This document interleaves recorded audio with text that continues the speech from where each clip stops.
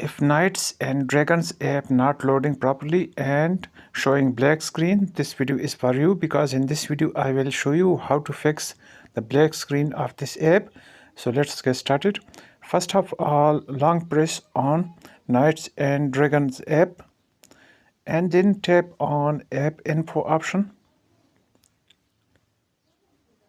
Once you tap on app info option, then here tap on storage usage option and then tap on clear cache and also clear data. This will clear the data and cache of this app. After that,